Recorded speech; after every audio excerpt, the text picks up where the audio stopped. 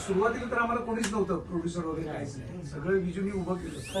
आणि आज पण मजा आली नाही, आपलं अगोदर आतमध्ये बोलणं झालंच विजू की काय म्हण उभा होतास म्हणून 10 वर्ष स्ट्रगलच झाला, जोरदार झाला, पण काही म्हण आईच्या गावात घरशिफ्ट करतोय. वाव, काय सांगतोस? कुठे? इथे तुमच्या सोबत. मजा करूया.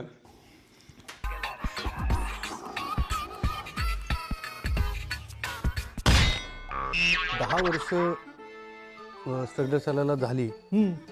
अर्थात ह्या सगळ्यांची कॉन्ट्रीब्युशन्स आहेत, नाही असं नाही. आणि तुला खरं सांगू ना, म्हणजे तेव्हा काहीतरी करूया असं डोक्यात चाललो. पण ज्या प्रकारे तुला सांगितलं गेलं ते निश्चितच तेवढं प्रामाणिकपणे त्यांनी सांगितलेलं नसणार असं मला वाटतं. काय सांगितलं काय मानतात काय सांगितलं? एक कॉन्सेप्ट आली, म्हणजे माझ्या डोक्यात आली, मी दिली बघ विजूला. मी पण आम्ही आम्ही हेच की कसं तुम्ही ते सर्वा कशी कॉन्सेप्ट तुमच्या डोक्यात आली आणि तुम्ही कसं आम्हाला कन्वे केलं. मग आम्ही म्हटलं की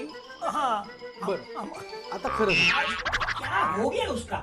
बघ ना, काय झालंय त्याचं? मुळात ती संकल्पना डोक्यात येणं आमच्या, ते आम्हाला सुचणं हे किती महत्वाचं आहे. मुळात. आणि नंतर त्याचं ठीक आहे. आणि विजूचं जे करिअर आहे, विजू उभा जो आहे ना, बसन दादा प्लीज प्लीज या बस प्लीज बस.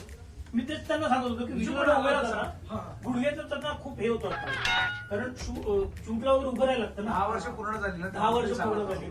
एवढं आम्ही विजूनी जी घेतलेली मेहनत आहे ना पूर्ण, म्हणजे आज सगळं सुरुवातीला तर आम्हाला कोणीच नव्हतं, प्रोड्युसर वगैरे काहीच नाही, सगळं विजूनी उभं केलं सगळं.